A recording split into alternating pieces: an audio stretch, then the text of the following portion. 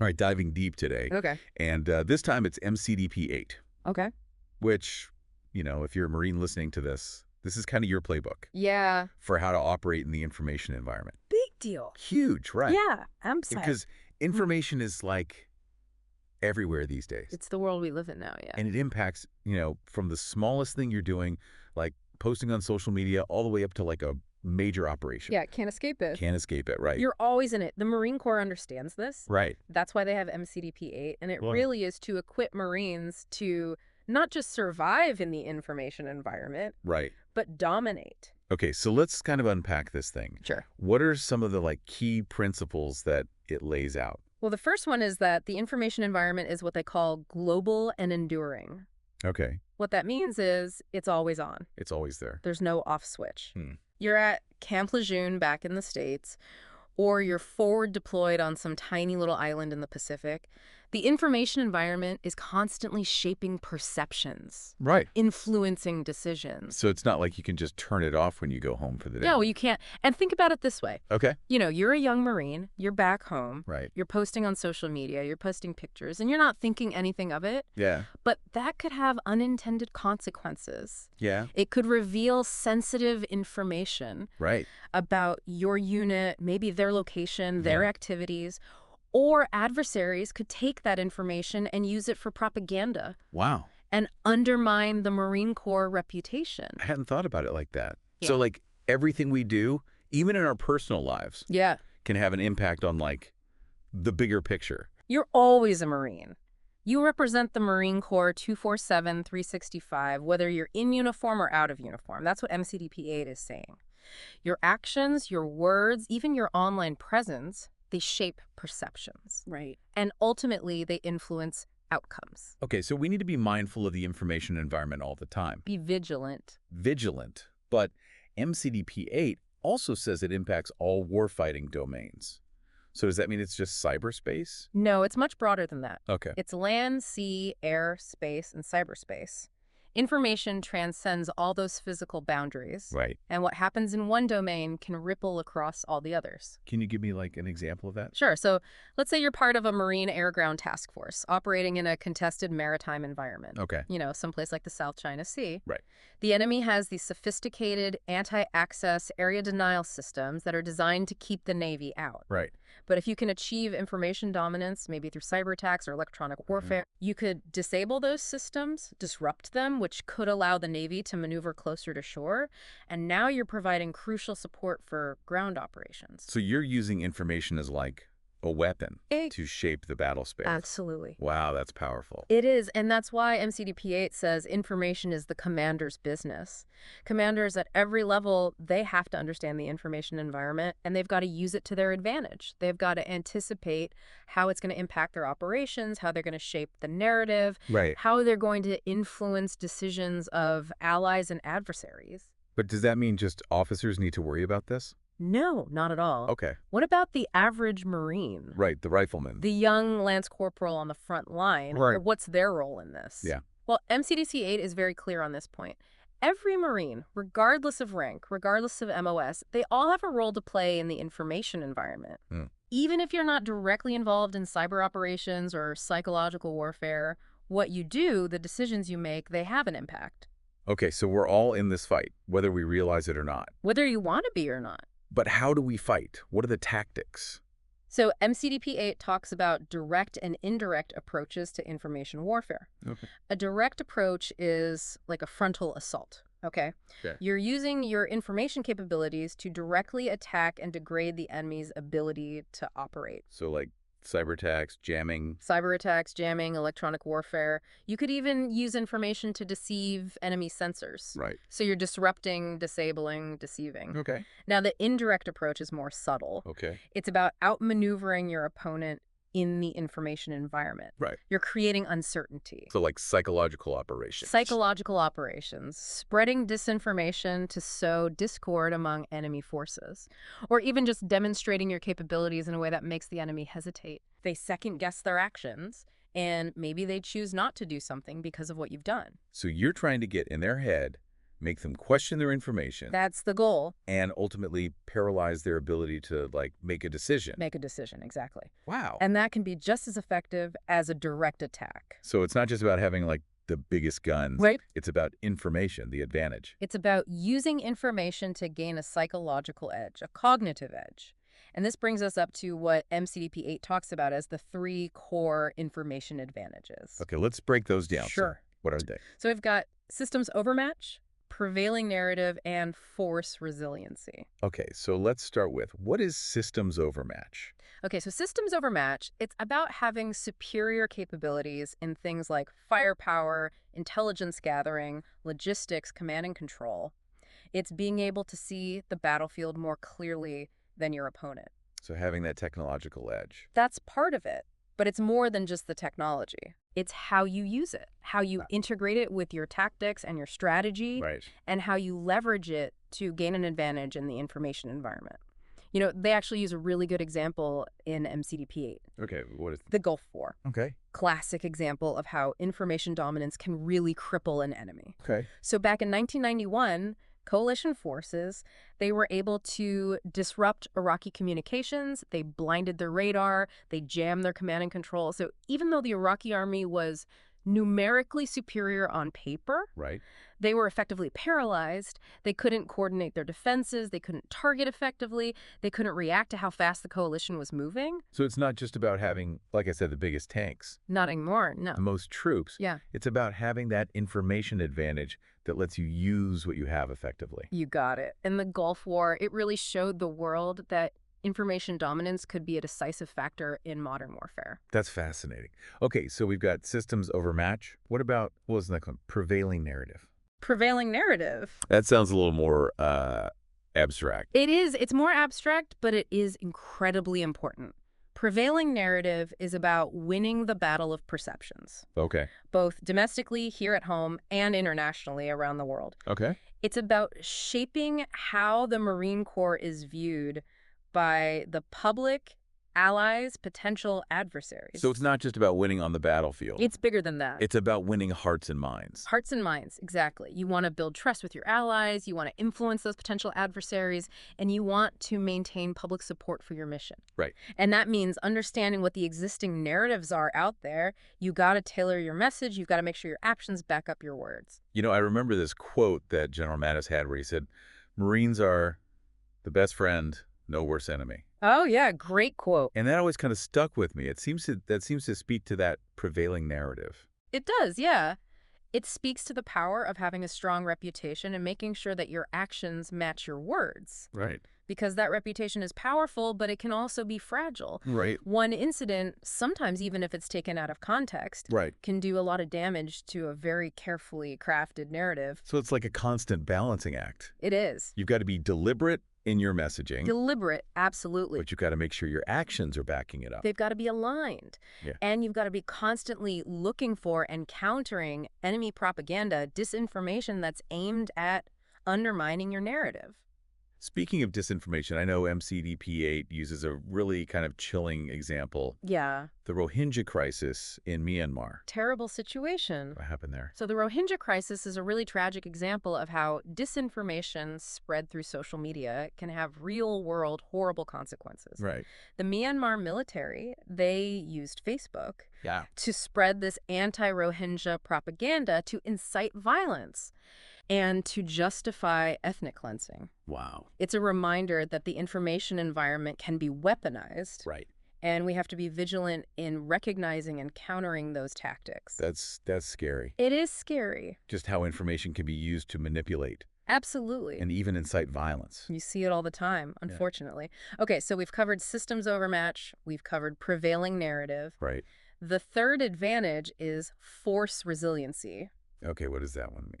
So force resiliency is all about the ability to withstand and recover from disruptions, Okay. both physical disruptions Right. and cognitive disruptions. Okay. It's about making sure that Marines can still operate effectively even when they're facing information warfare, attacks, propaganda, attempts to undermine their morale. So it's about being tough. It is about being tough, yeah. Physically and mentally.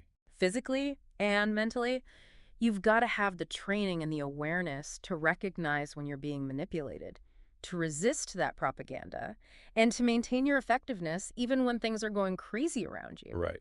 And it also involves having robust cybersecurity measures in place to protect your systems and your data. And this is probably where, like, media literacy comes in. Huge. Right. Being able to critically evaluate information, sort fact from fiction. Absolutely. Because with the internet and all the different sources of information out there. Information overload. Yeah. It's hard to know what to trust, and you've got to be able to critically evaluate sources. You've got to identify bias, separate fact from fiction, because if you can't do that, Especially in the military. Because one wrong piece of information could be disastrous. Yeah. Bad decisions get made. Lives are at stake. Right. So, yeah, media literacy is huge. So it's not just about being physically strong. Nope. Tactically proficient. You got to have the mental game, too. You got to be mentally agile. You got to be information savvy. You got to be able to think critically about the information you're consuming. Man, this information warfare stuff it's a lot. It's a lot to process. Yeah. But MCDP 8, it gives you guys a framework. Right. For understanding how to operate in this environment that's complex and constantly changing. And that's what we're going to keep digging into in the next part of our deep dive. All right. Sounds good. Before we jumped into those core information advantages, you were asking about, does this apply to everything a Marine does? Right. I think the competition continuum idea from MCDP 8 is kind of a good way to look at that. Okay. Competition continuum. Sounds like some kind of sci-fi weapon or something. It's not, but it's almost as powerful in a way. Think of it as a spectrum. Okay. Of activities the Marine Corps might be involved in. Right. So everything from like peacetime engagement Right. all the way up to like full-blown war. And MCDP 8 really makes this point that information warfare, it's not just something you worry about when you're in a firefight. Right. This is happening all the time. So even when things seem peaceful, Especially when things seem peaceful. there's still this information battle going on. Kind of like an undercurrent, yeah. Yeah. So you've got Marines who are forward deployed around the world. Right. And they're conducting exercises with partner nations. Maybe they're doing humanitarian aid. Right. Maybe they're, just showing the flag. Right. All those things, they have a huge impact on the information environment. Okay, but how?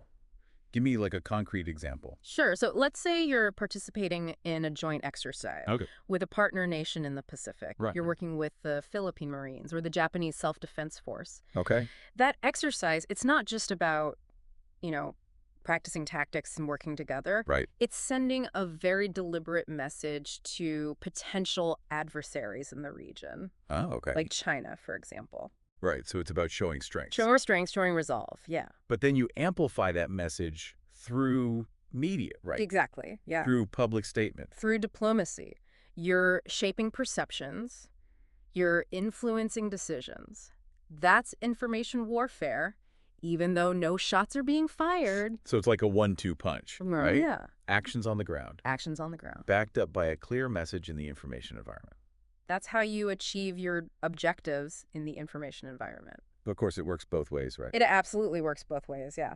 So the Marine Corps is working to counter what our adversaries are doing in the information environment. Constantly. I mean, you've got to think about, we've got to try to stop propaganda on social media, expose disinformation campaigns.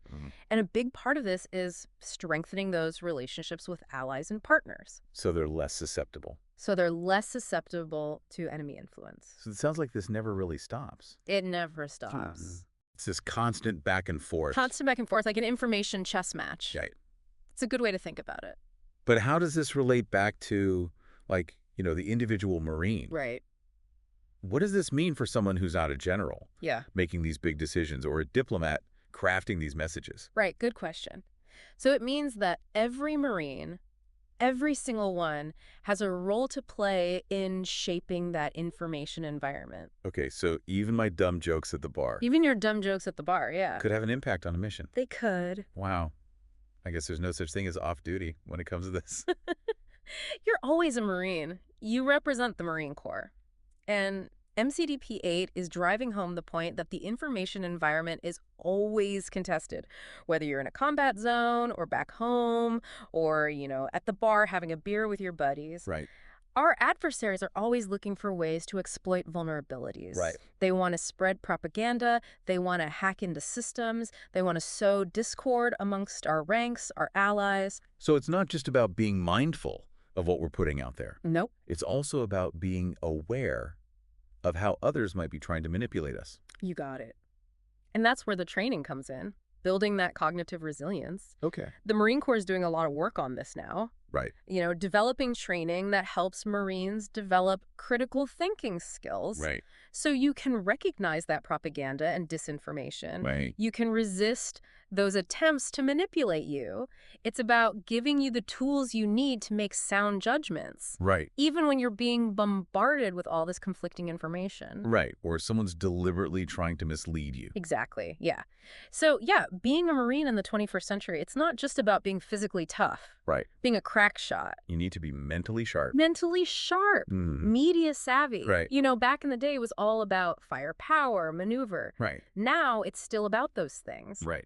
But the information environment adds this whole other layer of complexity. Right. And in a way, a Marine's mind is just as much of a weapon as any piece of equipment they carry.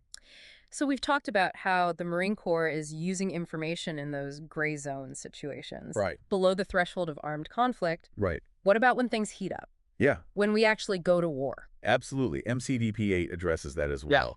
And it emphasizes that the information environment, it becomes even more critical during armed conflict. Right, because the stakes are so much higher. The stakes are so much higher, exactly. And this is where those three information advantages we talked about. Right. Systems overmatch, prevailing narrative, and force resiliency.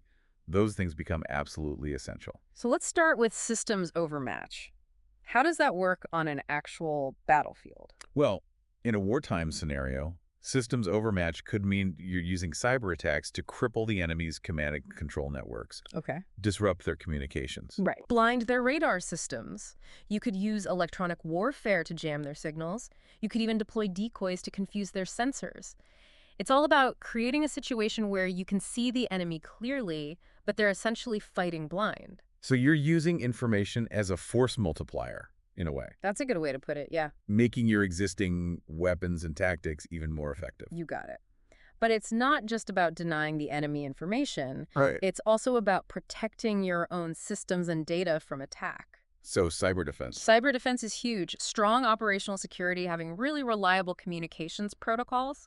Because if they can disrupt our Either communication. feed you false information, Right. that could be just as devastating as taking out a tank or Yeah. a fighter jet. So yeah, it's a constant battle. Constant battle. For information dominance on the digital battlefield, just as fierce as the fight on the physical battlefield. Right. Okay, so in a wartime situation, how does the prevailing narrative come into play? Let's say you're conducting a large-scale operation Okay. in a densely populated urban area, Right. really complex environment. Right. The enemy might try to use propaganda to portray the Marine Corps as the aggressors. Okay. To say that we're harming civilians, that we're not following the laws of war. They might spread lies about your tactics or your objectives.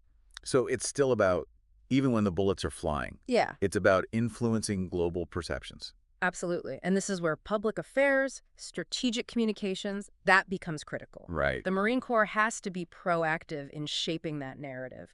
We got to show our commitment to protecting civilians, Right. to following the laws of war, Right. to achieving our objectives with as little collateral damage as possible. So it's like almost a war on two fronts, right? It is You've got the physical battle physical battle and the information battle and the information battle happening at the same time. happening simultaneously. Yeah, it's a tough environment to operate in. Okay, let's talk about force resiliency in a wartime context. Okay, so I'm in the middle of a firefight. Yeah. How does force resiliency help me win that fight? So force resiliency, that's about being able to maintain your morale, your discipline, and your effectiveness, even when the enemy is hitting you with everything they've got. Right. And that includes not just bullets and bombs. Right. It also includes psychological warfare, intense propaganda. So trying to break your spirit. Break your spirit. So discord within your unit, Yeah. make you doubt your mission, your leadership, everything. Right. So you've got to have that mental toughness to block that out, You have to. not let it get inside your head. You got it. It's about trusting your training, Right. trusting your leadership, trusting your fellow Marines, even when the information environment is deliberately designed to make you doubt, make you hesitate. Right. That's got to be so challenging to do. It is. It requires tremendous mental fortitude. Right. To stay focused on the mission when you're being bombarded with all that noise and disinformation. But the Marine Corps is doing a lot of work now to help Marines develop that resilience. Right. So it's not just about being physically strong, being a good shot, knowing your tactics. It's about having that mental armor Right. to go with the physical armor. So they're equipping Marines to survive, but also to dominate in this information age. Exactly. That's the goal. So we've talked about systems overmatch, prevailing narrative, and force resiliency in a wartime environment. Right. And how all of those are crucial. They are crucial. But is there anything else that MCDP 8 emphasizes that's kind of unique to those situations? Yeah, one thing that really stands out is this idea that your information advantage is dynamic. Okay. You're constantly creating it, maintaining it, exploiting it. It's not a one-and-done deal. So it's not like flipping a switch and it's on. No, it's not a light switch. It's more like a wrestling match or a judo match. You're constantly pushing and pulling. You might disrupt an enemy radar system, but they might have a backup. Right. They might find a workaround. You constantly have to anticipate their counter moves and stay one step ahead. So it's like playing chess, but the board is constantly changing. That's a great analogy, yeah. The board is constantly changing. The pieces are constantly moving. You've got to think several moves ahead. And it's not just about reacting to what the enemy does. Okay. It's about being proactive. Yeah. Anticipating their moves. Right. And shaping the information environment to your advantage. Thinking 2 or 3 steps ahead. Okay, so thinking ahead. But what does that mean for the individual Marine? That's a great question.